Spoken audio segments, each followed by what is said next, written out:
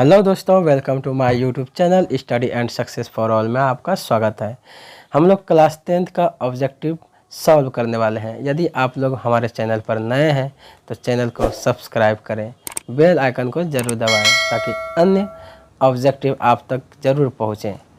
तो आइए बिना देरी किए हुए फटाफट ऑब्जेक्टिव की ओर चलते हैं। नंबर 1, प्रकाश की किरण गमन करती है। ऑप्शन ए, सीधी रेखा में। तो याद रखेगा आप लोग, प्रकाश की किरण सीधी रेखा में गमन करती है। प्रकाश का वेग न्यूनतम होता है। प्रकाश का वेग न्यूनतम होता है। तो ऑप्शन डी, इसका ऑप्शन होगा डी, यानी कांच में। प्रकाश की चाल सबसे कम कांच में होती है। क्वेश्चन नंबर 3, मोटर गाड़ी के चालक के सामने लगा रहता है तो कौन सा दर्पण? ऑप्शन बी, यानी मोटर गाड़ी के चालक के सामने उत्तल दर्पण लगा होता है। मोटर कार के हेडलाइट में किसका प्रयोग होता है? ऑप्शन सी, अवतल दर्पण का। क्वेश्चन नंबर 5, समतल दर्पण द्वारा बना प्रतिबिंब होता है। बी, काल्पनिक। समतल दर्पण द्वारा बना प्रतिबिंब होता है। ऑप्शन बी, काल्पनिक। लेंस की क्षमता का एसआई मात्रक होता है। लेंस की क्षमता का एसआई मात्रक होता है। Option A, डायऑप्टर। प्रकाश की किरणों का पथ दर्शाने वाले चित्रों को कहा जाता है। प्रकाश की किरणों का पथ दर्शाने वाले चित्रों को कहा जाता है किरण आरेख। ऑप्शन ए, 2D क्षमता वाले लेंस का फोकसांतर होता है। ऑप्शन डी, यानी 50 सेंटीमीटर। किसी उत्तल लेंस का फोकस 50 सेंटीमीटर है तो उसकी क्षमता होगी। किसी उत्तल लेंस का फोकसांतर 50 सेंटीमीटर है तो उसकी क्षमता होगी। ऑप्शन डी, यानी +2D, है ना। प्रकाश के किरणों के समूह को कहते हैं, तो आप लोग इसका आंसर बी मारेंगे, यानी किरणपुंज। प्रकाश के किरणों के समूह को किरणपुंज कहा जाता है। क्वेश्चन नंबर 11, उत्तल लेंस की क्षमता होती है धनात्मक। उत्तल लेंस की क्षमता होती है धनात्मक। क्वेश्चन नंबर 12, अवतल लेंस की क्षमता होती है। अवतल लेंस की क्षमता होती है ऋणात्मक। क्वेश्चन नंबर 13, उत्तल लेंस को कहते हैं। उत्तल लेंस को अभिसारी लेंस कहा जाता है। Option A. अवतल लेंस को क्या कहते हैं? अवतल लेंस को कहते हैं अपसारी लेंस। Option number C. निम्न में से कौन सा पदार्थ लेंस बनाने के लिए प्रयुक्त नहीं किया जा सकता? निम्न में से कौन सा पदार्थ लेंस बनाने के लिए प्रयुक्त नहीं किया जा सकता? ऑप्शन डी, यानी मिट्टी का। किस दर्पण से हमेशा वस्तु से छोटा प्रतिबिंब प्राप्त होता है? किस दर्पण से हमेशा वस्तु से छोटा प्रतिबिंब प्राप्त होता है? तो ऑप्शन बी, उत्तल दर्पण। किस दर्पण से वस्तु का बड़ा प्रतिबिंब बनता है? ऑप्शन बी, यानी अवतल दर्पण। प्रकाश के परावर्तन के कितने नियम हैं? प्रकाश के परावर्तन के कितने नियम हैं? Option B, 2। जब प्रकाश की किरण हवा से कांच में प्रवेश करती है तो मुड़ जाती है। जब प्रकाश की किरण हवा से कांच में प्रवेश करती है तो वह अभिलंब के निकट, यानी अभिलंब की ओर मुड़ जाती है। ऑप्शन बी, फोटोग्राफी कैमरा का अभिदृश्यक लेंस होता है। फोटोग्राफी कैमरा का अभिदृश्यक लेंस होता है। ऑप्शन ए, उत्तल लेंस। तो क्वेश्चन 20 का आंसर हो जाएगा उत्तल लेंस। क्वेश्चन 21, यानी क्वेश्चन नंबर 21, साइड मिरर के रूप में प्रयुक्त होता है। ऑप्शन बी, उत्तल दर्पण का। पूछा जाएगा आपसे कि साइड मिरर के रूप में कौन सा दर्पण का प्रयोग किया जाता है वाहनों में? तो ऑप्शन बी, यानी उत्तल दर्पण। क्वेश्चन नंबर 22, एक अवतल दर्पण की फोकस दूरी 10 सेंटीमीटर है। एक अवतल दर्पण की फोकस दूरी 10 सेंटीमीटर है तो उसकी वक्रता त्रिज्या होगी। Option B, 20 centimetre. निर्गत किरण एवं अभिलंब के बीच के कोण को कहते हैं। निर्गत किरण एवं अभिलंब के बीच के कोण को कहते हैं। ऑप्शन सी, निर्गत कोण। बहुत ही इंपॉर्टेंट ऑब्जेक्टिव है। सरल सूक्ष्मदर्शी में किसका उपयोग होता है? सरल सूक्ष्मदर्शी में किसका उपयोग होता है? ऑप्शन डी, उत्तल लेंस का। किस लेंस के द्वारा सिर्फ काल्पनिक प्रतिबिंब बनता है? किस लेंस के द्वारा सिर्फ काल्पनिक प्रतिबिंब बनता है?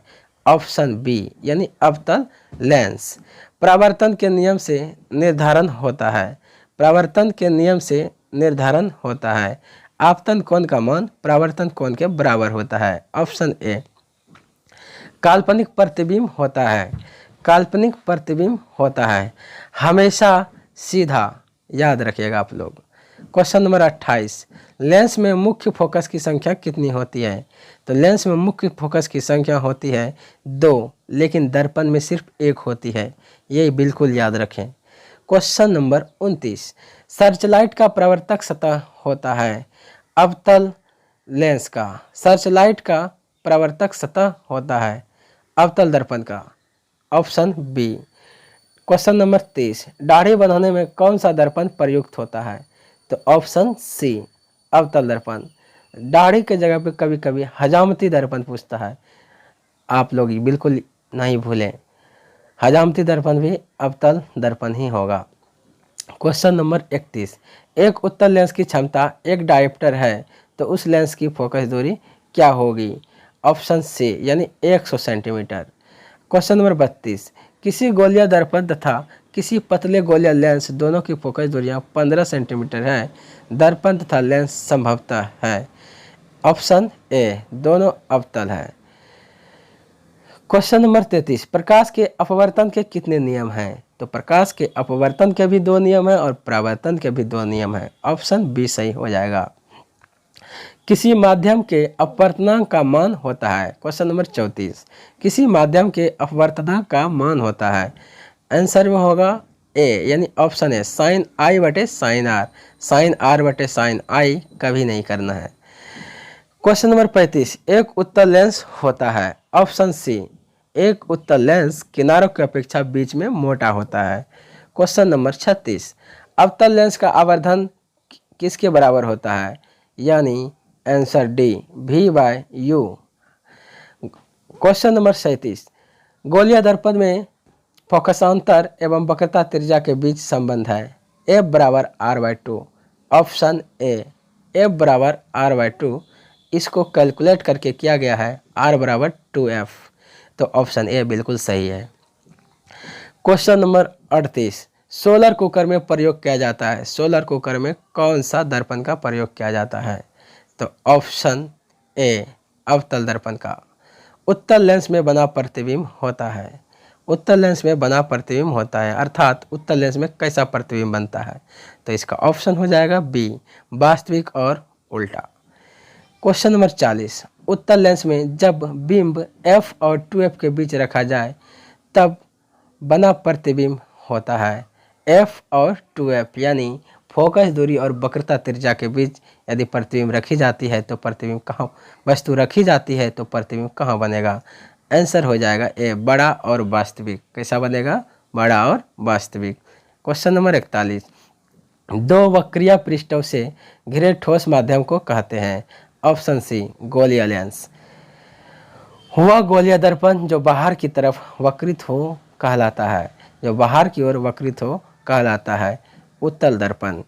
गोलिया दर्पण के परावर्तक पृष्ठ के केंद्र को दर्पण का कहा जाता है, गोलिया दर्पण के परावर्तक पृष्ठ के केंद्र को दर्पण का कहा जाता है, ऑप्शन बी, ध्रुव कहा जाता है। किस लेंस द्वारा उत्पन्न आवर्धन का एसआई मात्रक क्या है?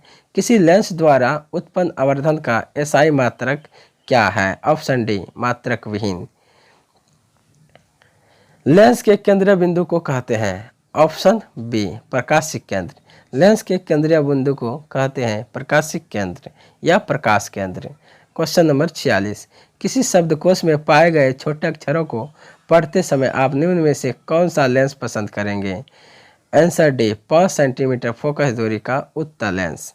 छोटे अक्षरों को पढ़ने के लिए उत्तल लेंस का प्रयोग किया जाता है। इनमें से कौन दर्पण का सूत्र है? क्वेश्चन नंबर 47, तो ऑप्शन हो जाएगा ए, 1/V + 1/U बराबर 1/F। Thanks for watching my video. All video देखने के लिए हमारे चैनल को सब्सक्राइब जरूर कर दें। Thank you.